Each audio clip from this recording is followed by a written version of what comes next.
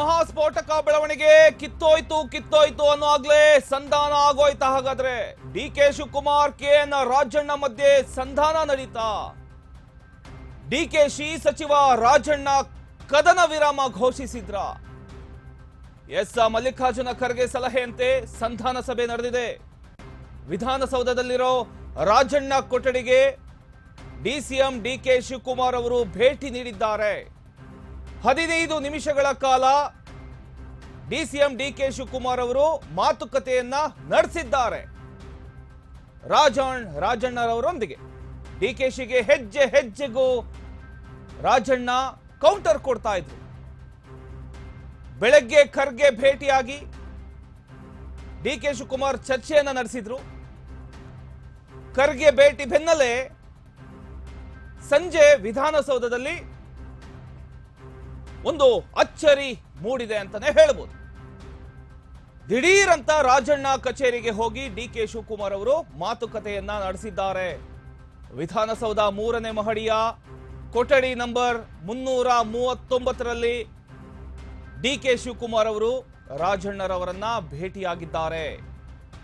ಪಟ್ಟದ ಫೈಟ್ ಮಧ್ಯೆ ಭಾರೀ ಕುತೂಹಲ ಕೆರಳಿಸಿದ ಈ ಒಂದು ಭೇಟಿ ರಾಜ್ಯ ರಾಜಕಾರಣದಲ್ಲಿ ಡಿಕೆ ಕೆಎನ್ ಭೇಟಿ ಬಗ್ಗೆ ಭಾರಿ ಚರ್ಚೆ ನಡೀತಾ ಇದೆ. ಈಗ ಎಸ್, ನಿನ್ನೆ ತಾನೆ ಡಿಕೆ ಶಿವಕುಮಾರ್ ಅವರು ದಿಢೀರಂತ ಸದಾಶಿವನಗರದ ಖರ್ಗೆ ಅವರ ನಿವಾಸಕ್ಕೆ ಭೇಟಿ ಮಾಡಿ ಮಾತುಕತೆಯನ್ನ ನಡೆಸಿದ್ರು. ಮಾತುಕತೆಯ ನಂತರ ದಿಢೀರಂತ ಮತ್ತೆ ವಿಧಾನಸೌಧಕ್ಕೆ ಸಂಜೆ ವೇಳೆಗೆ ಡಿಕೆ ಶಿವಕುಮಾರ್ ಅವರು ಕೆಎನ್ ರಾಜಣ್ಣರವರ ಕೊಠಡಿಗೆ ತೆರಳಿ 15 ನಿಮಿಷಗಳ ಕಾಲ ಮಾತುಕತೆಯನ್ನ ಮಾಡಿದ್ದಾರೆ. ಹಾಗಾದ್ರೆ ಏನು ಇಬ್ಬರ ನಡುವೆ ಏನು ವಾಗ್ವಾದ ನಡೀತಾ ಇತ್ತು ಅಂದ್ರೆ, ಡಿಸಿಎಂ ಇಂದ ಇವರು ಕೆಳಗಡೆ ಇಳಿಬೇಕು, ಕೆಪಿಸಿಸಿ ಅಧ್ಯಕ್ಷ ಸ್ಥಾನದಿಂದ ಇವರು ಕೆಳಗಡೆ ಇಳಿಬೇಕು ಅಂತ ಏನು ರಾಜಣ್ಣರವರ ಕೂಗು ಕೇಳಿ ಬರ್ತಾ ಇತ್ತು.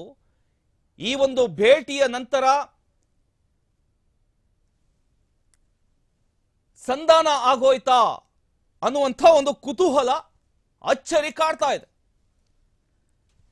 ಡಿಕೆ ಶಿವಕುಮಾರ್ ಕೆಎನ್ ರಾಜಣ್ಣ ಮಧ್ಯೆ ಸಂಧಾನ ನಡೀತಾ? ಹಾಗಾದ್ರೆ ಡಿಕೆ ಶಿವಕುಮಾರ್ ಸಚಿವ ರಾಜಣ್ಣ ಕದನ ವಿರಾಮ ಘೋಷಿಸಿದ್ರ? ಹಾಗಾದ್ರೆ ಮಲ್ಲಿಕಾರ್ಜುನ ಖರ್ಗೆ ಸಲಹೆಯಂತೆ ಸಂಧಾನ ಸಭೆ ನಡೆದಿದೆ ಎನ್ನಲಾಗ್ತಿದೆ.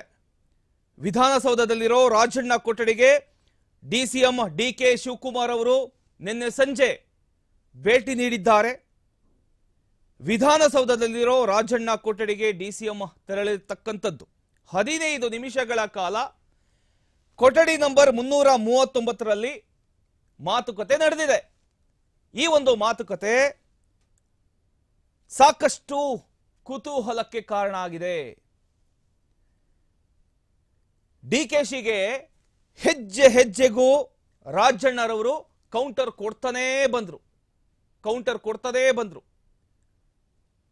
ಇದೀಗ ಆ ಒಂದು ಕೌಂಟರ್ಗೆ ಈ ಮೊದಲು ಹಿಂದೆ ಮಲ್ಲಿಕಾರ್ಜುನ ಖರ್ಗೆ ಅವರು ಕೂಡ ಯಾರು ಕೂಡ ಬಹಿರಂಗವಾಗಿ ಹೇಳಿಕೆ ಕೊಡಬಾರ್ದು, ಯಾರು ಕೂಡ ಮಾತನಾಡಬಾರ್ದು ಅಂತ ಹೇಳಿದ್ರು. ನಂತರ ಸ್ವಲ್ಪ ತಣ್ಣಗಾಯಿತು.